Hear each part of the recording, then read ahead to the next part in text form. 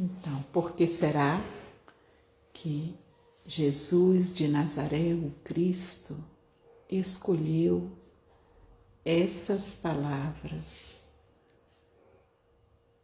Meu reino não é deste mundo, para proferir neste momento específico da sua vida, onde ele estava diante do representante máximo do poder constituído naquelas terras, diante da possibilidade do julgamento para a condenação.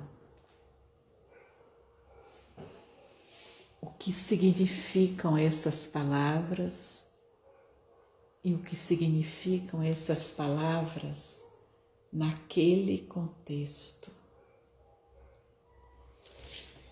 E onde aquele contexto se aplica às nossas vidas? Tudo que Jesus de Nazaré viveu nos 3 anos onde a consciência crística estava presente,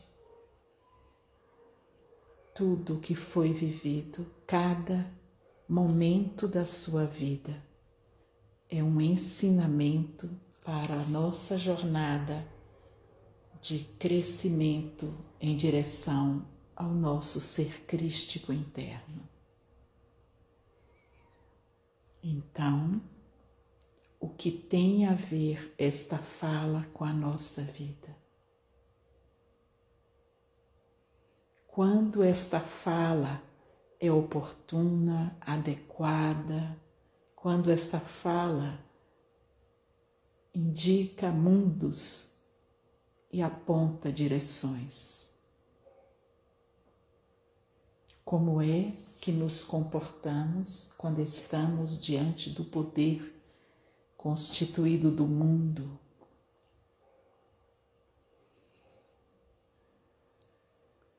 Conseguimos fazer essa diferenciação?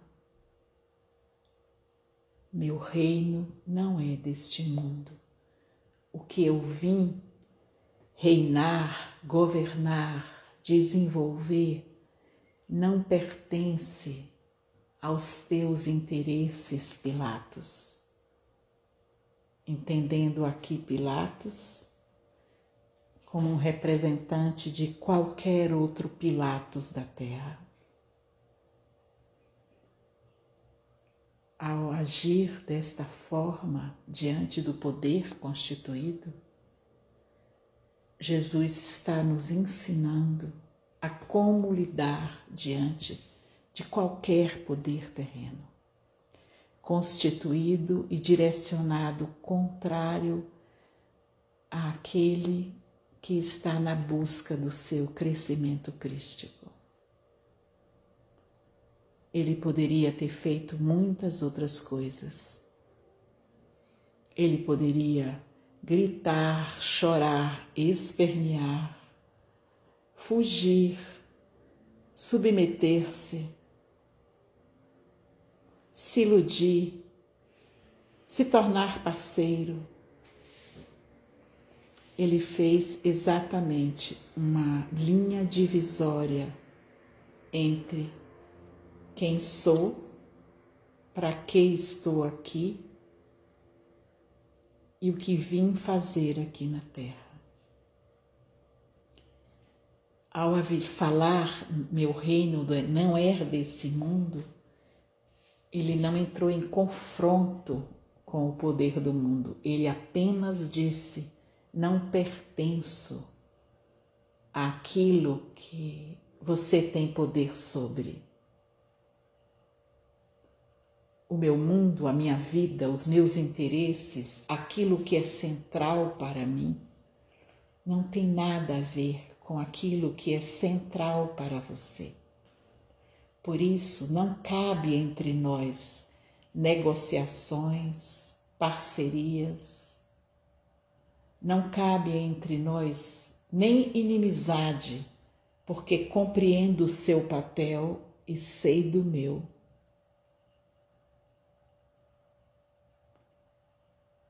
Se cada um de nós, quando enfrentamos qualquer poder do mundo, seja ele um poder formal ou um poder informal, mas que se coloque numa posição de poder do mundo, aí temos um ensinamento maravilhoso para como nos relacionarmos com o poder sem enfrentamento, mas sem submissão. Há uma grandeza tão grande nessas palavras. Quando alguém pode dizer e afirmar serenamente: meu reino não é deste mundo.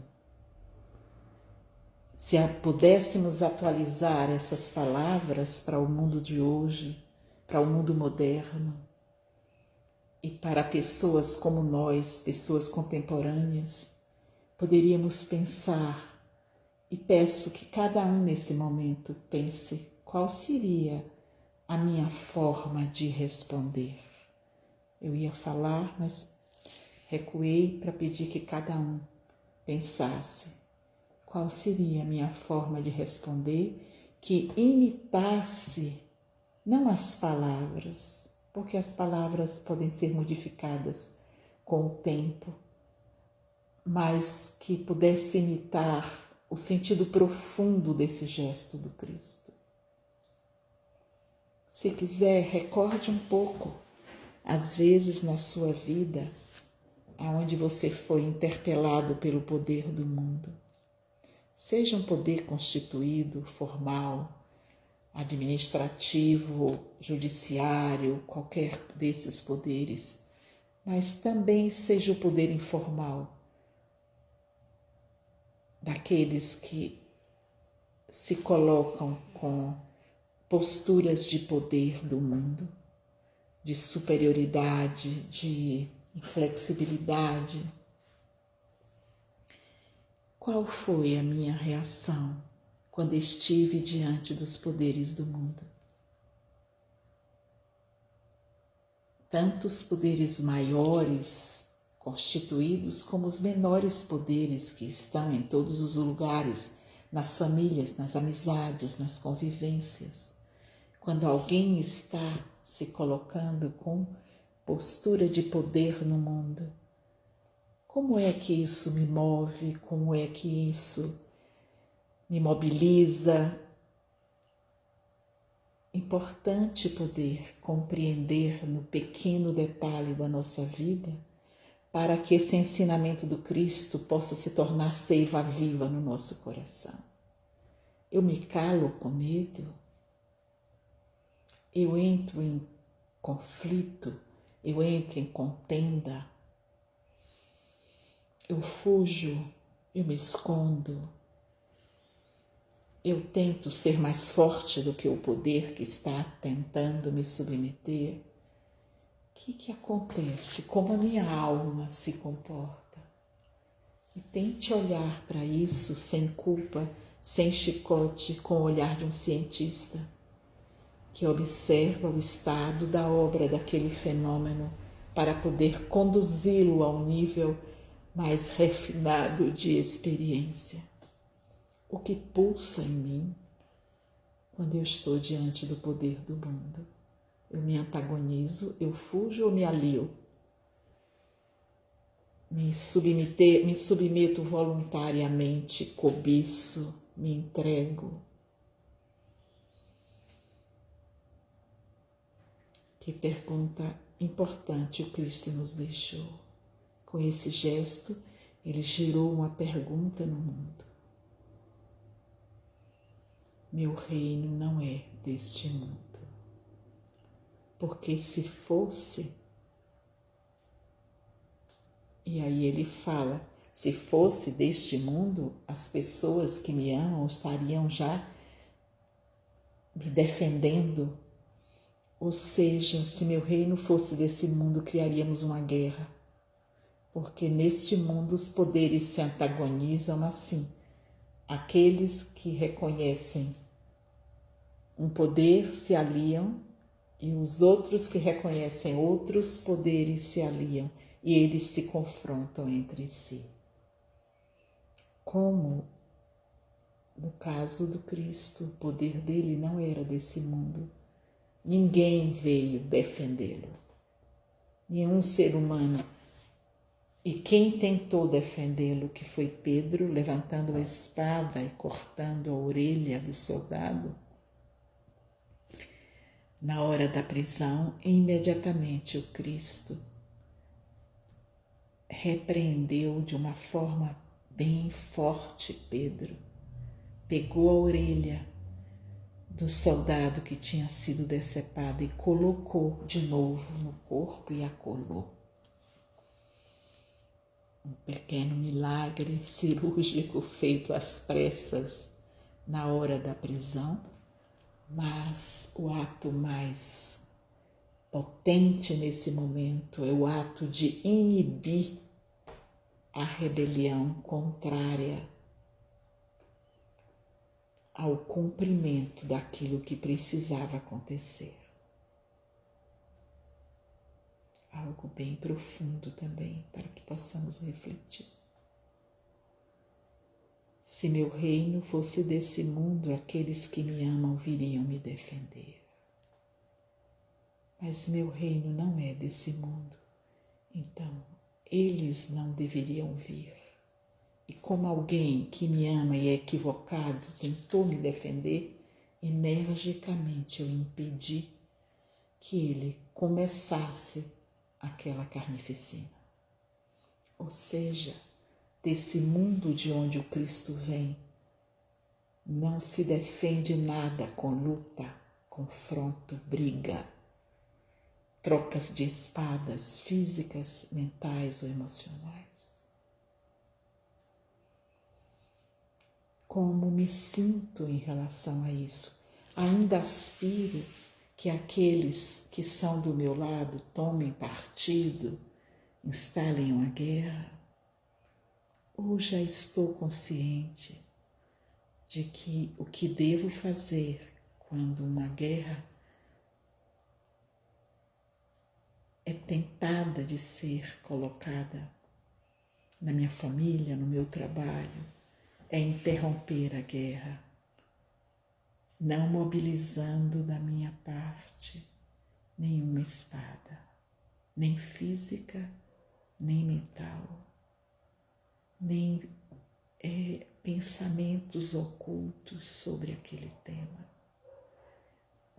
Porque esse nível de energia é combustível para a atuação das forças adversas. Atrás de uma guerra física tem severas guerras espirituais na parte negativa da espiritualidade. E os nossos pensamentos de julgamento, de rebelião, de retrucamento alimentam essas guerras que terminam acontecendo no físico em torno de nós. Já temos bastante material para refletir, para trazer para o miudinho das nossas vidas, esclarecendo pontos que às vezes passam batido. Podemos levantar guerras apenas com pensamentos e ideias, confrontos mentais. Por isso Cristo falou tão fortemente para seus discípulos quando foi orar nas oliveiras: vigiai e orai.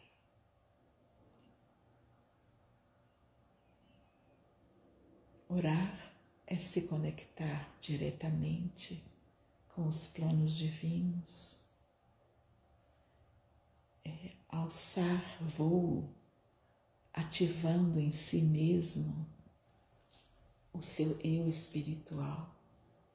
E vigiar é outro protocolo, é outro procedimento, é estar atento, olhando o conjunto, vendo a melhor maneira de atuar para permitir que o conjunto seja harmônico. Isso devemos fazer não só dentro de nós, como fora de nós.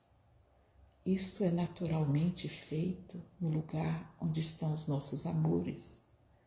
Naturalmente, um pai atento e amoroso, uma mãe atenta e amorosa, está o tempo todo com o radar, observando aonde existem brechas para a perda do equilíbrio do seu filho, da harmonia da casa. Mas ainda não conseguimos manter esta postura de mãe e pai amoroso de tudo o que fazemos. Porque quando estamos conectados pelo amor com as coisas que fazemos, esse radar se liga naturalmente. Saímos da inércia espiritual, passamos a estar ativos, construindo com a nossa própria existência campos de energia saudáveis para o desenvolvimento de outros, como a mãe e o pai faz na sua família para os seus filhos. Há um convite nessa época para que possamos maternar e paternar cada coisa que fazemos, para que possamos estar diante de cada papel que exercemos no mundo, não só de pai e de mãe, nessa postura de estar maternando, cuidando, criando oportunidades para que o melhor possa florescer. Modernamente chamamos isso de campo, modelação de campos energéticos saudáveis. Precisamos, para sermos capazes de fazer isso fora, estarmos nesse estado de maternagem e atenção para o nosso próprio campo. Somos uma comunidade interna. Convivem dentro de nós instâncias tão diferentes, nosso eu espiritual, nossa instância terrena formada principalmente das referências do nosso karma, subpersonalidades criadas nesta encarnação, personalidades de outras encarnações atraídas vibratoriamente, nossas dores, nossos talentos, nossas virtudes, nossos vícios, tudo isso vive dentro de nós. Somos cada um de nós, uma grande comunidade, com estados de consciências às vezes díspares entre si. O ponto mais alto da nossa consciência está muito distante do ponto mais baixo e retardatário da nossa consciência. Então, se não estivermos atentos, cuidando dessa comunidade interna como uma mãe e um pai amoroso cuidam dos seus filhos, seremos arrastados tanto pelas forças adversas, como pela inércia, como pelos valores da época. Então, para todo aquele que tem um interesse em crescer, em se desenvolver, se aperfeiçoar como eu espiritual nessa maravilhosa viagem de manifestação da luz no meio da densidade, se temos a intenção de dar algum passo nessa direção, precisamos maternar a nós mesmos. Muitas vezes somos madrastos e padrastos da nossa comunidade interna. Às vezes somos pais e mães negligentes, não olhamos para as nossas partes mais feridas, não desenvolvemos as nossas partes mais evoluídas. E não se pode fazer mágica. Ou fazemos conosco este processo e daí flui para o mundo naturalmente um gesto de maternar tudo o que tocamos. Ou vivemos numa atitude de não estar presente, o que nos traz sofrimento, tristeza, vazio, falta de sentido e de significado. Alguém que materna a si mesmo é tão preenchido de alegria como a mãe e um pai que maternam a sua prole com alegria por tê-los. Então, sugiro Peço que cada um que venha ouvir esta reflexão, que leve essa reflexão para o interno, primeiro compreenda com clareza. Se achar que tem sentido, naturalmente os sentimentos começam a se misturar, porque vem a alegria da compreensão, a alegria de poder avançar, de poder crescer. E o próximo passo é colocar toda a compreensão que se tornou clara num gesto. Escolher cuidar um pouco melhor da minha comunidade interna. Para que isso seja possível, tenho que parar e olhar. Estamos num ótimo momento para isso, um ano que se finda, um ano específico, especial, no sentido de trabalho interior para cada pessoa que está na Terra nesse momento, esteja consciente ou não, ela foi chamada a olhar coisas novas. Então é um momento especial para nos debruçarmos sobre a nossa comunidade interna. Para aqueles que o quiserem fazer como preparação mais consciente para o ano que vem. Por exemplo, poderia pensar qual o ponto mais evoluído, mais amoroso verdadeiramente, mais virtuoso que eu carrego na minha alma. E qual o ponto mais sombrio, mais vicioso, mais escuro que eu ainda carrego na minha alma e que trouxe para exatamente receber a claridade deste outro ponto. Podendo ver esses dois extremos, é mais fácil observar o que está no meio, porque o que está no meio é um degradê que nos leva do ponto mais vicioso para o ponto mais luminoso.